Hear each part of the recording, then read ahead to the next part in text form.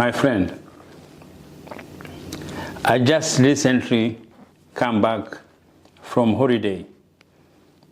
Back home, I went to Rwanda, I went to Kenya, I went in Johannesburg, South Africa, and also I visited Cape Town. But recently, I got a chance to do my walk, my exercise walking in the city of Kigali and in the city of Nairobi. I am Ndizeye. I am the voice of African identity. Identity is power. Let we claim our African identity. I've been experiencing it. That's why I'm sitting here to talk about it. About experience I had when I was walking in Kigali, and experience when I was walking in Nairobi. And I want, as African, to understand something very important.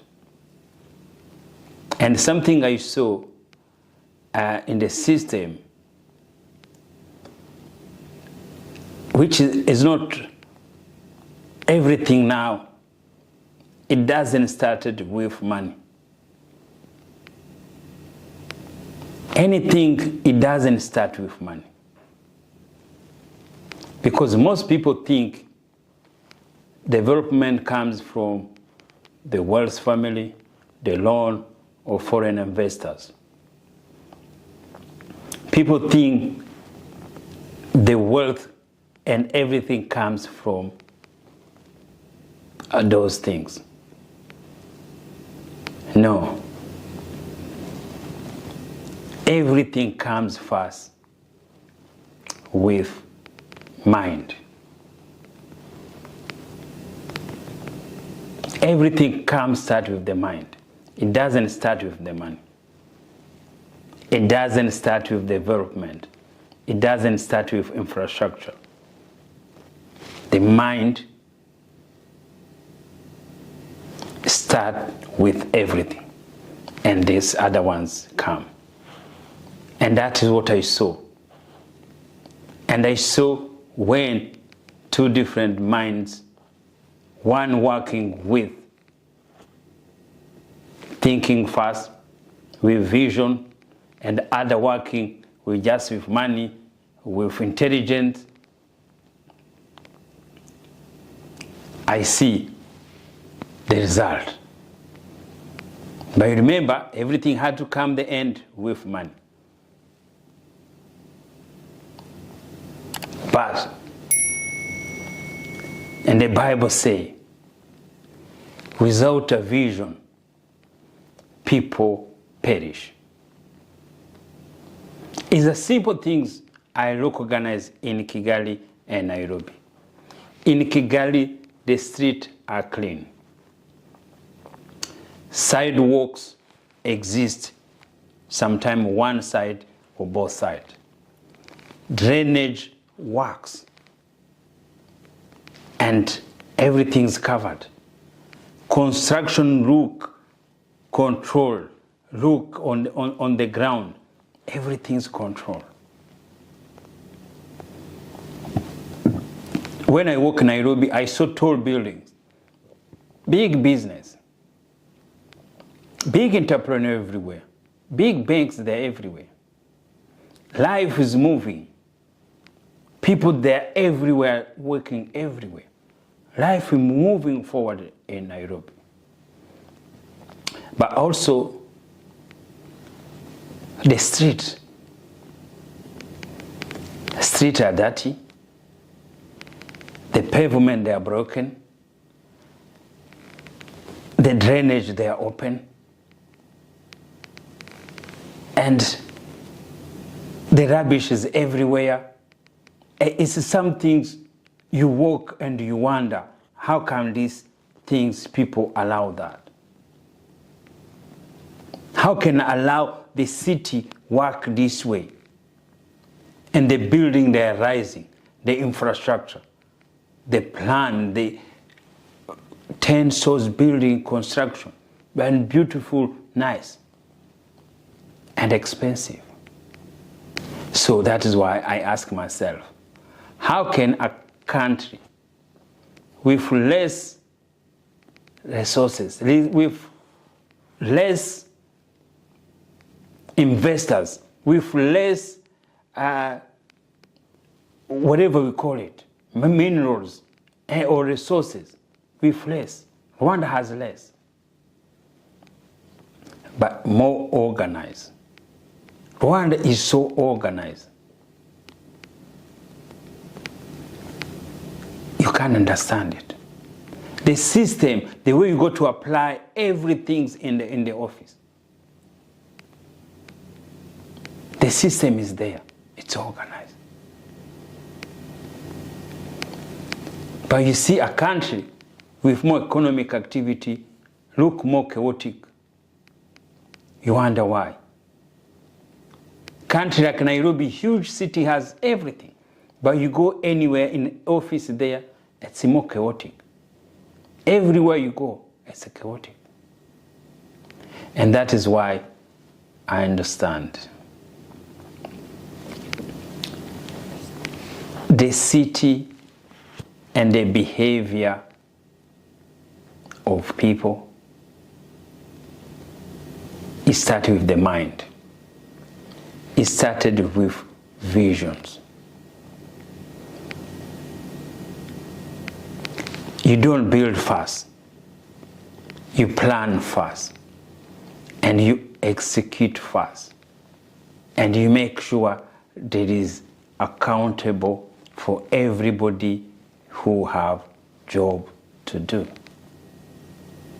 And that is what Rwanda is ahead of Kenya. Because the development, it's the mind. And mind is the agreement between the citizen and the leadership. And where a nation have the direction, take to the people. Rules matter. Public space matter. The future of city matters. And to start with basic, simple, it says a lot. To start with cleanness and the street, to make sure if you build, you have to put a drainage. And if you get approval, there's somebody who approved it, it had to be according to the books. That is what Rwanda did. Cleanness is not a sanitation issue. It's identity issue. Sometimes to create order, you have to be tough. To create order, and the people which is transition from not ordering and to make them order, he had to be stronger. Dictatorship had to work a little bit to be able to put order on the street. It's about to install people discipline in the mind.